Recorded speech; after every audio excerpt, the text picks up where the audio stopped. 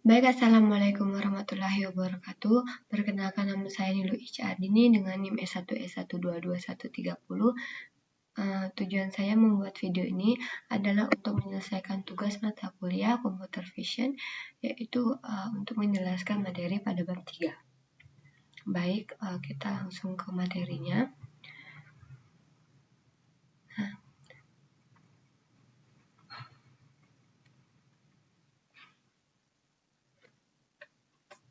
Nah, di sini ada memproses gambar dengan OpenCV. Nah, cepat lambatnya saat bekerja dengan gambar, kita akan menyadari perlunya mengubahnya, entah itu dengan menerapkan fitur artistik, mengekstrapolasi bagian-bagian tertentu, memadukan dua gambar, atau apapun yang terbayang di benak Anda. Nah, pada bab ini menyajikan beberapa teknik yang dapat Anda gunakan untuk mengubah gambar. Setelah menyelesaikan, kita diharapkan dapat melakukan tugas-tugas seperti mempertajam gambar, menandai kontur subjek, dan mendeteksi penyeberangan menggunakan detektor segmen garis. Nah, secara spesifik, diskusi dan contoh kode kami akan mencakup topik-topik berikut. Yang pertama ada konversi gambar antar model warna yang berbeda. Yang kedua ada memahami pentingnya provinsi dan transformasi Fourier dan pemrosesan. Yang ketiga ada gambar menerapkan filter lolos tinggi atau HFAPF, filter lolos rendah yaitu LPF, dan filter deteksi tepi, dan filter konvolusi khusus deteksi dan menganalisis kontur, garis, lingkaran, dan bentuk geometris lainnya, menulis kelas dan fungsi yang merangkum implementasi filter. Nah, untuk persyaratan teknisnya, yaitu sini menggunakan Python, OpenCV, NumPy, dan Skippy. Nah, di sini silakan merujuk ke bab 1, menyiapkan OpenCV dan instasinya. Untuk yang pertama yaitu ada converting. Di sini mengonversi gambar antar model warna berbeda. Nah, di sini OpenCV mengimplementasikan ratusan rumus yang berkaitan dengan konversi model warna. Nah, beberapa model warna umumnya digunakan oleh perangkat masukan seperti kamera, sementara model lainnya umumnya digunakan untuk perangkat keluaran seperti televisi, layar komputer, dan printer. Nah, ketika menerapkan teknis visi komputer pada gambar, biasanya kita akan menggunakan 3 jenis model warna, yaitu skala abu-abu, biru, hijau, merah, yaitu BGR, dan warna saturasi nilai HSV. Nanti kita akan bahas secara singkat. Nah, di sini ada skala abu-abu, adalah model yang mereduksi informasi warna dengan menerjemahkan menjadi tingkatan abu-abu atau kecerahan. Nah, model ini sangat berguna untuk pemrosesan gambar tingkat menengah dalam permasalahan di mana informasi kecerahan saja sudah cukup, seperti deteksi wajah. Nah, biasanya setiap piksel dalam gambar skala abu-abu direpresentasikan oleh satu nilai, yaitu 8 bit, mulai dari 0 hingga hitam hingga 255 untuk putih. Selanjutnya ada BGR. Di sini adalah model warna hijau, biru, merah, di mana setiap piksel itu memiliki 3 nilai yang mewakili kekuatan atau kanal biru, hijau, dan merah dari warna piksel tersebut.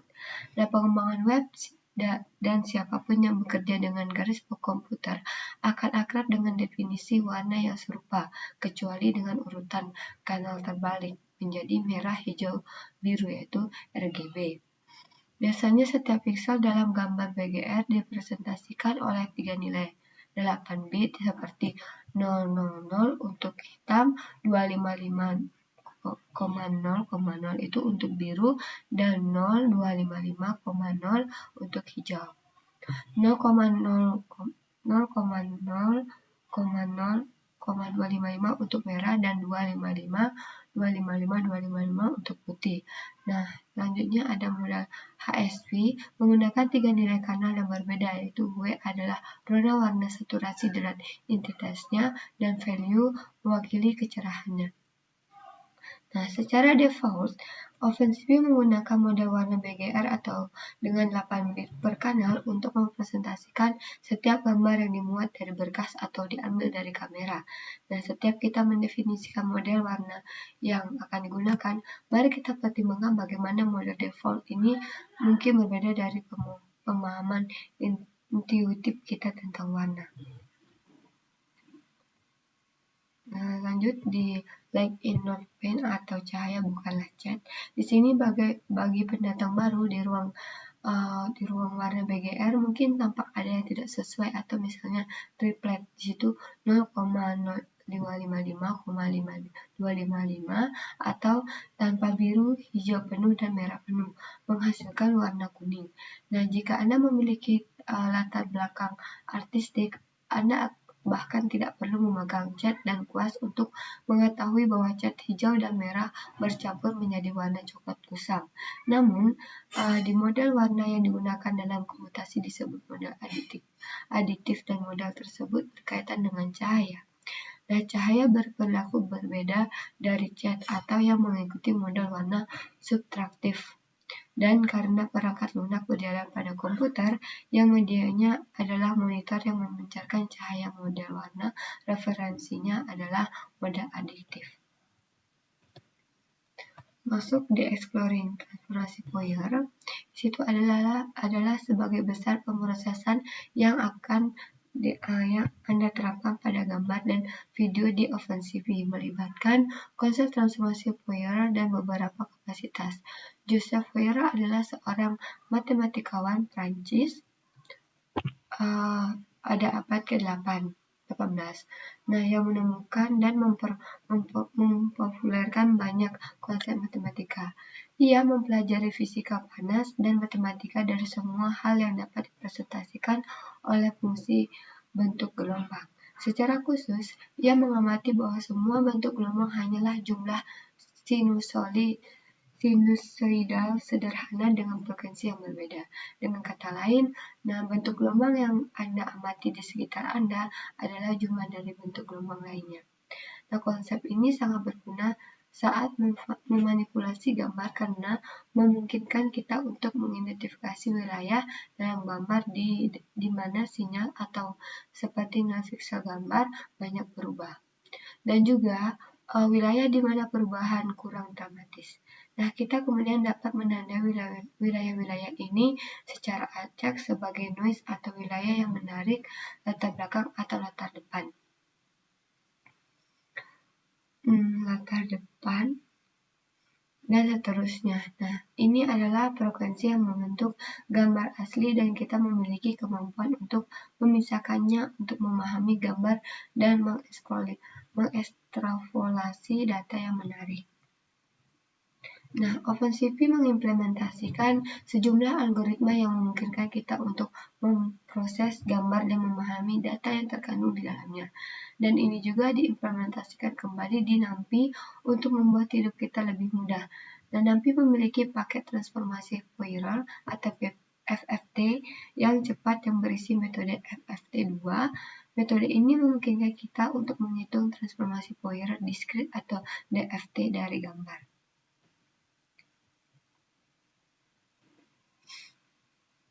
Nah, sekarang kita masuk di HFF.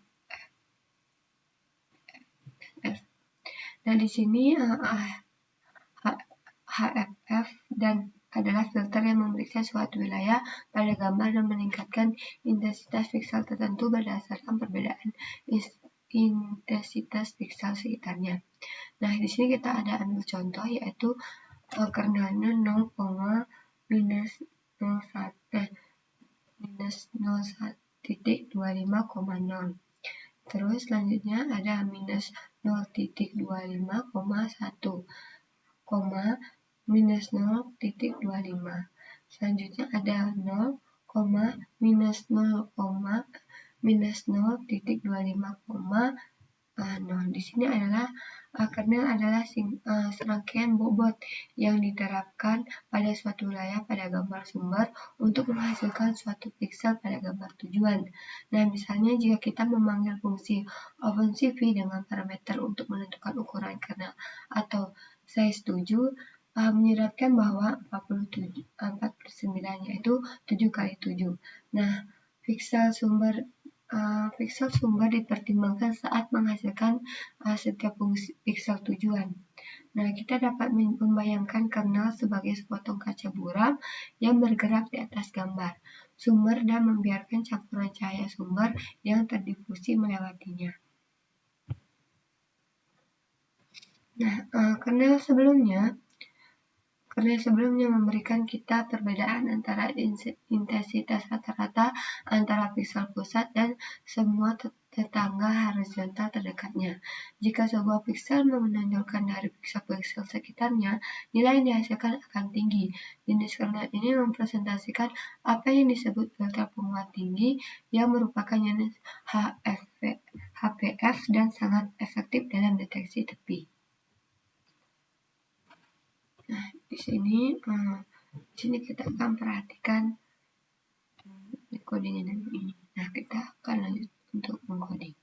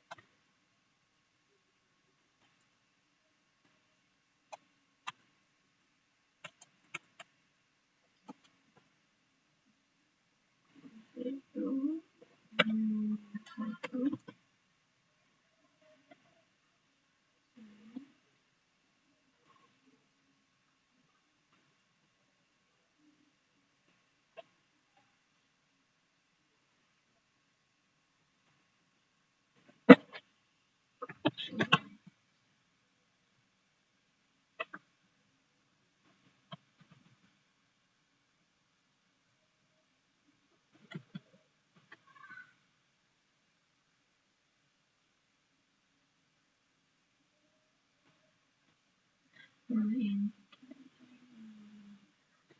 sini kita carikan ini.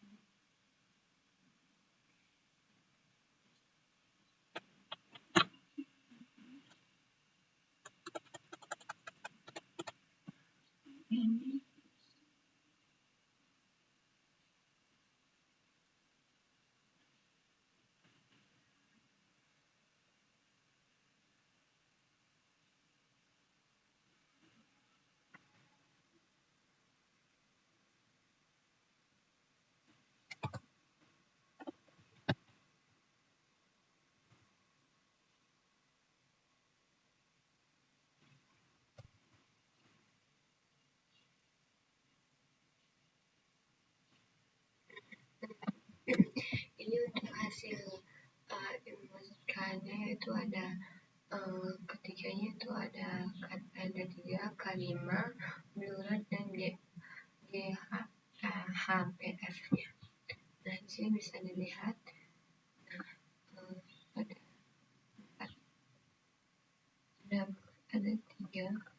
ada 4 gambar, itu 1, 2, 3 dan ini. Terus kita masuk di penjelasan selanjutnya. Nah, untuk penjelasan selanjutnya itu setelah info awal kami mendefinisikan kernel 3x3 dan kernel 5x5 lalu membuat gambar dalam skala abu-abu. Setelah itu kita ingin mengevolusi gambar dengan masing-masing kernel. Ada beberapa fungsi pustaka yang tersedia untuk tujuan tersebut, yaitu nanti menyediakan fungsi konvoif, namun fungsi ini hanya menerima array satu dimensi, meskipun konvolusi array multidimensi dapat dicapai dengan NumPy. Prosesnya akan sedikit rumit. Nah, di modul image GP.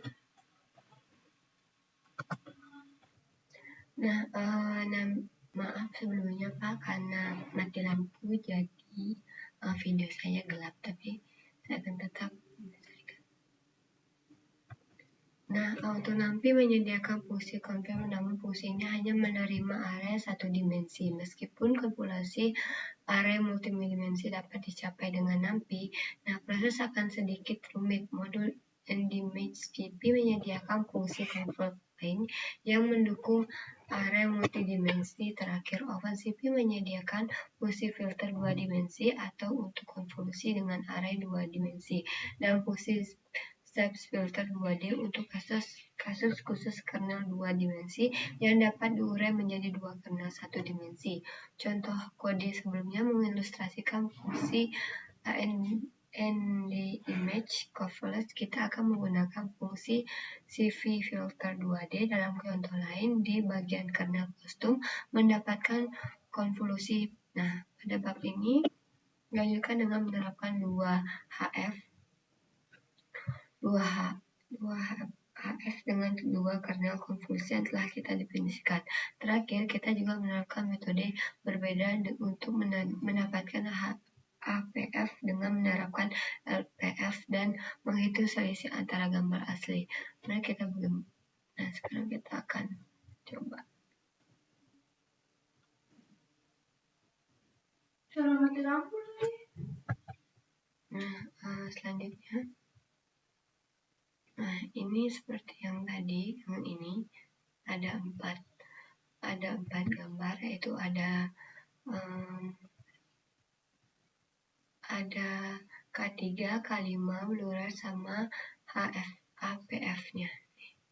Ini 1, 2,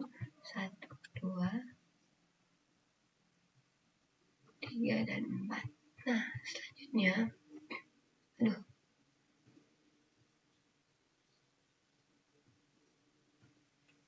di sini kita akan melihat bahwa diferensial ini melibatkan filter lolos rendah.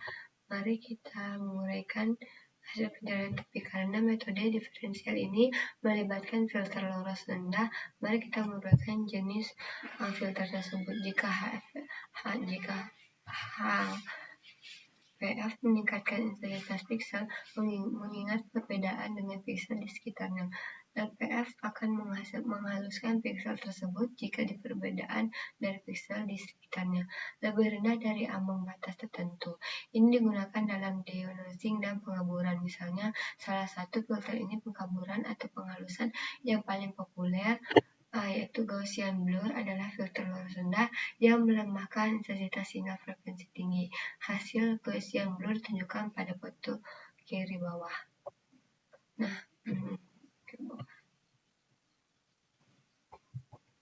selanjutnya masuk di creating module. Di sini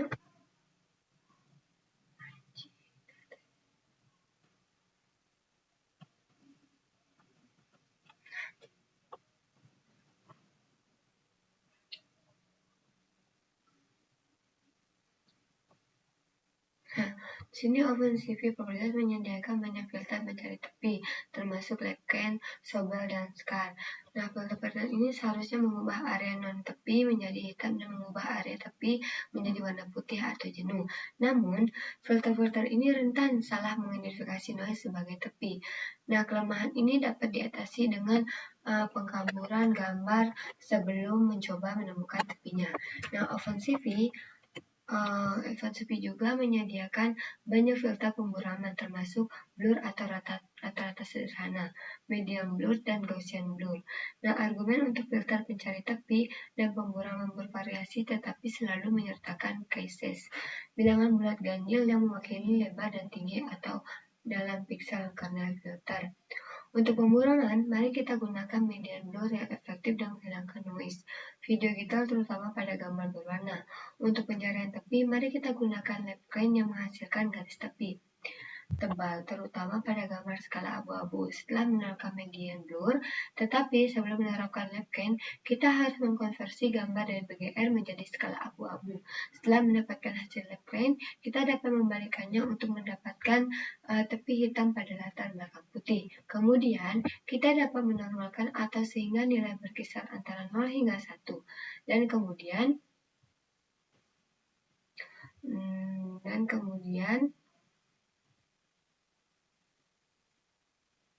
menekan ini di dalam sebuah terus masuk di kernel kostum. Untuk kernel kostum atau menjadi konvolutif di sini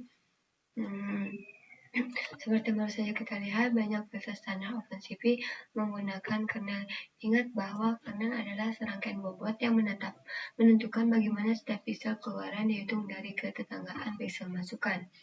Nah, istilah lain untuk kernel adalah materi konvolusi. Kernel mencampur atau mengkonvolusi piksel dalam suatu wilayah. Demikian pula, filter berbasis kernel dapat disebut filter konvolusi. OpenCV menyediakan fungsi filter 2D yang sangat serbaguna yang menerapkan kernel atau matriks konvolusi apapun yang kita tentukan. Untuk memahami cara menggunakan fungsi ini, mari kita pelajari. Tentang format matriks konvolusi ini adalah larik 2D dengan jumlah baris dan kolom ganjil. Elemen pusat berkorespondensi dengan piksel yang diinginkan, sementara elemen lainnya berkorespondensi dengan tetangga piksel ini. Setiap elemen berisi nilai integer atau floating point yang menampakkan bobot yang diterapkan pada nilai piksel input. Perhatikan contoh ini. Dari sini ada contoh kernel NumPy. Di sini ada -1 dan ada 3 piksel, yaitu -1, -1, terus -1,9, 1,1, -1,1, Di sini piksel yang diinginkan memiliki bobot 9 dan tetangga berdekatan yang masing-masing memiliki bobot yaitu -1.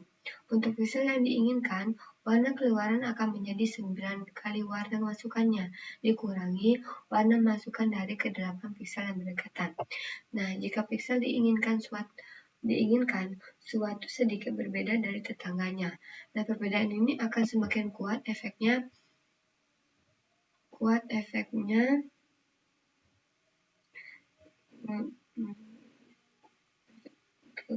tetangganya bermain akan semakin kuat. Efeknya adalah gambar terlihat lebih tajam seiring dengan peningkatan kontras antar tetangga. Melanjutkan contoh, kita dapat melakukan matriks konklusi ini ke gambar sumber dan tujuan masing-masing sebagai berikut. Di sini ada CV filter 2D. Argumen kedua menentukan kedalaman per kanal dari cita tujuan. Misalnya CV2 yaitu 8U untuk 8 bit per kanal. Nah, nilai negatifnya atau misalnya nilai yang digunakan di sini berarti citra tujuan memiliki kedalaman yang sama dengan citra sumber. Nah, untuk citra berwarna, perhatikan bahwa filter 2D menerapkan kanal secara merata ke setiap kanal untuk menggunakan kanal yang berbeda pada kanal yang berbeda. Kita juga harus menggunakan fungsi split dan merge. Berdasarkan contoh sederhana ini, mari kita tambahkan 2 kelas ke filter PY. Python 1 kelas bisa menerapkan referensinya. Nah, mungkin bisa dilihat ini contohnya. Nah, itu kita masuk di modify. Nah, ini modifikasi aplikasi. Masuk di modifikasi aplikasinya itu di sini setelah kita memiliki fungsi dan kelas angka tinggi untuk beberapa filter, menggunakan salah satu filter tersebut ke frame yang ditangkap di Chomeo menjadi mudah. Mari kita edit Chomeo dan tambahkan. Nah, ini dia. Nah, ini untuk contoh codingannya. Jadi kita bermodifikasi material untuk menerapkan filter pilihan kita. Lihat contoh berikutnya.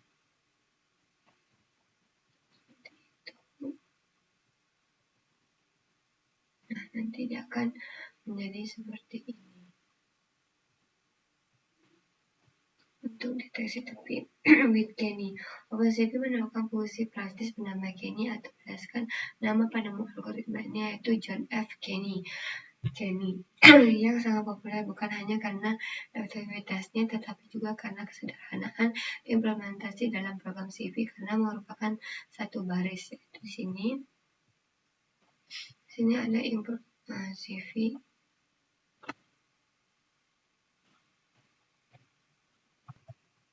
Nah, untuk detection with Kenny itu mungkin bisa dilihat di sini. Nah, ini kan tadi yang 4, yang 1, 2, 3, 4. Nah, ini untuk yang Kenny-nya. 1, 2, 3, 4. Nah, ini untuk pemodelan contoh gambar yang untuk Kenny-nya. Dan dia lebih terang daripada HFG yang tadi. Nah, lanjut. Seperti ini. Nah, di sini algoritma deteksi tepi Kenny memang rumit tetapi cukup menarik prosesnya.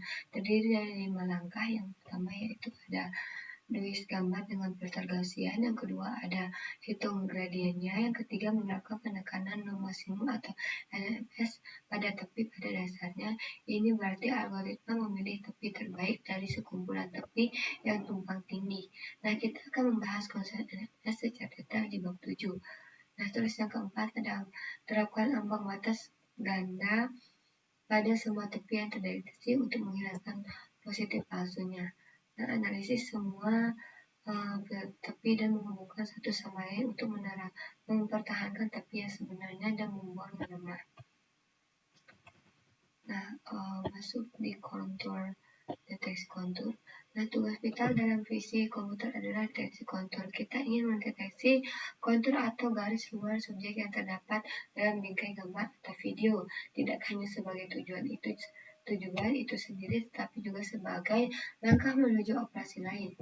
Operasi ini yaitu menghitung poligon pembatas, mengapresiasi bentuk, dan secara umum menghitung wilayah minat atau ROM. Roy sangat menyederhanakan interaksi dengan data gambar karena wilayah persegi panjang di NAMPI mudah didefinisikan dengan iris array. Kami akan banyak menggunakan deteksi kontur dan array ketika kami mengeksplorasi konsep deteksi objek termasuk deteksi wajah dan pelacakan objek. Mari kita kenal API dengan sebuah contoh. Nah, di sini ini contohnya.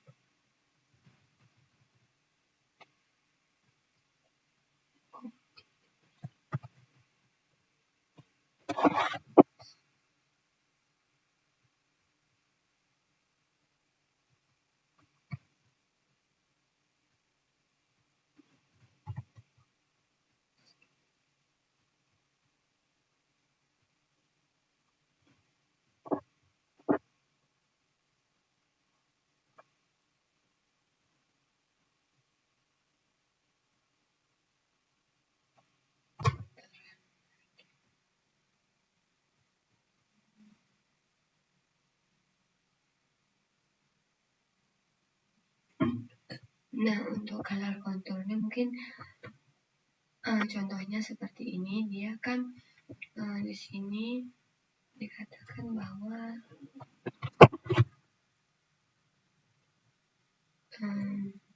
di sini tuh dia monetasi kontur atau garis luar subjek yang dapat dalam gambar atau video, tidak hanya sebagai tujuan itu sendiri, tetapi juga sebagai langkah menuju operasi lain. Nah, di sini bisa dilihat, bisa lihat bahwa kontur dia, maka garisnya akan sangat jelas di bingkai gambarnya itu akan terlihat lebih jelas. Nah, langkah menuju operasinya seperti itu, menghitung, nanti akan bisa untuk menghitung poligon, mengoperasi bentuk, dan secara umum menghitung wilayah minat ROI-nya. Mungkin seperti itu. Kita lanjut.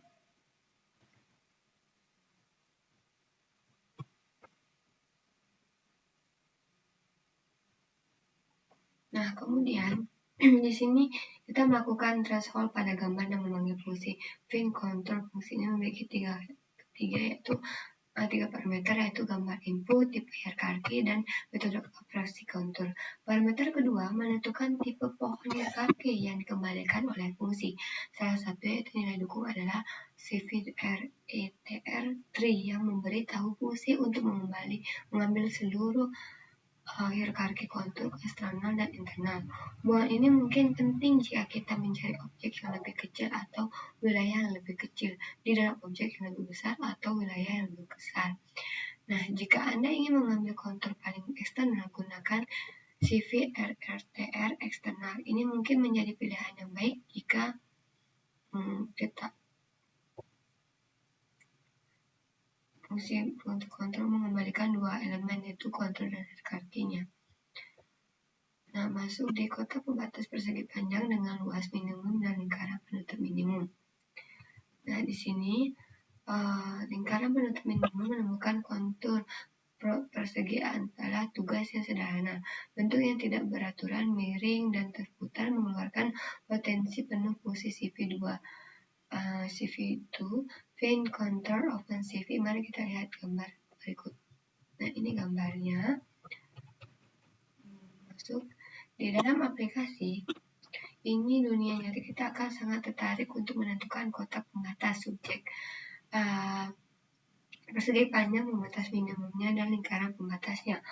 Fungsi CV itu fan contour bersama dengan beberapa utilitas offensive lainnya membuat hal ini sangat mudah dilakukan. Pertama, kode berikut membaca gambar dan sebuah berkas, mengubahnya menjadi skala abu-abu, menandakan ambang batas pada gambar skala abu-abu, dan menempelkan kontur pada gambar yang telah diberikan ambang batas.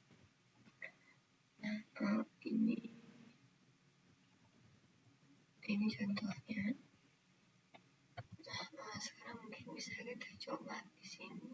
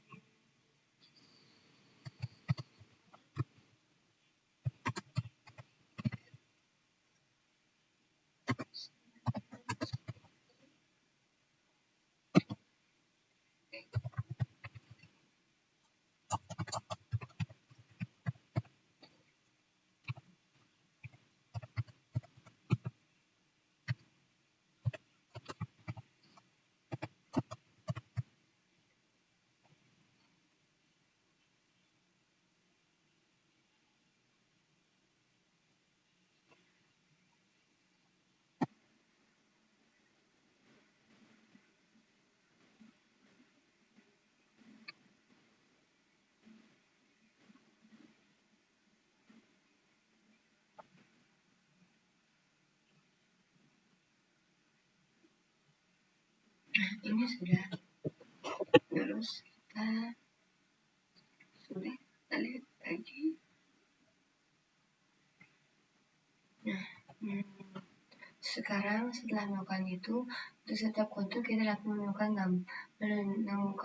dan menggambar kotak pembatas persegi panjang, pembatas minimum, dan mendefinisikan penutup seperti kode berikut. Nah, ini kode berikutnya yaitu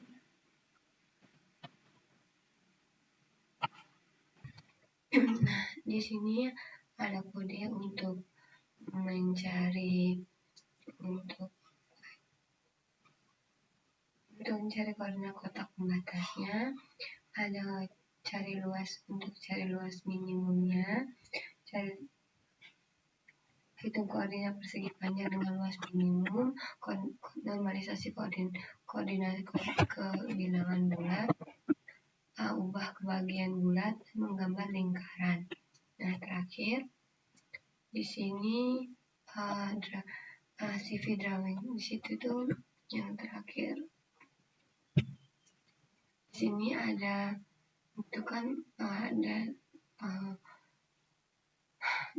di sini menggunakan kode berikut untuk menggambar kontur dan menampilkan gambar di jendela hingga pengguna menekan tombol.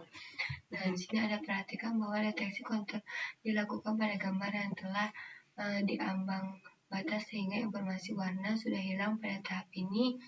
Tetapi kita menggambar pada gambar berwarna asli lalu menampilkan hasil dalam warna. Nah, ini bisa nanti dia akan jadi seperti ini.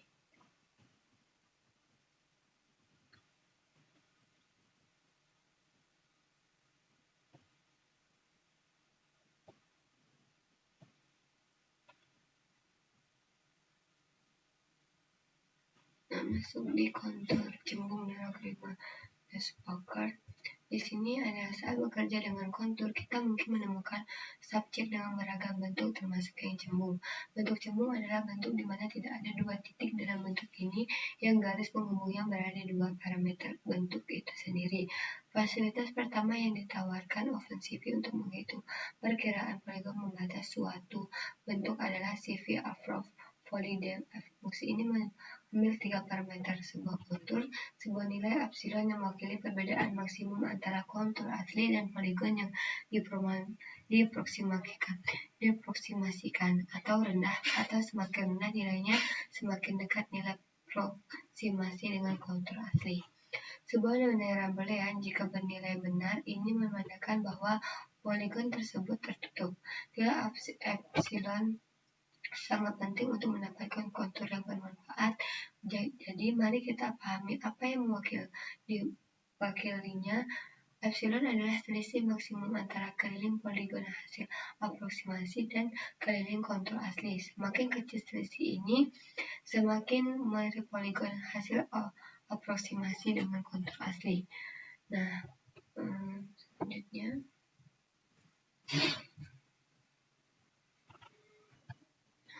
selanjutnya masuk di deteksi lain lingkaran dan bentuk lainnya. Mendeteksi tapi tidak menemukan kontur bukan hanya tugas umum dan penting. Tugas tersebut juga membentuk dasar dari operasi kompleks lainnya. Deteksi garis dan bentuk berjalan beriringan dengan deteksi tepi dan kontur. Jadi mari kita telah bagaimana OpenCV mengimplementasinya. Nah, di sini ada deteksi garis.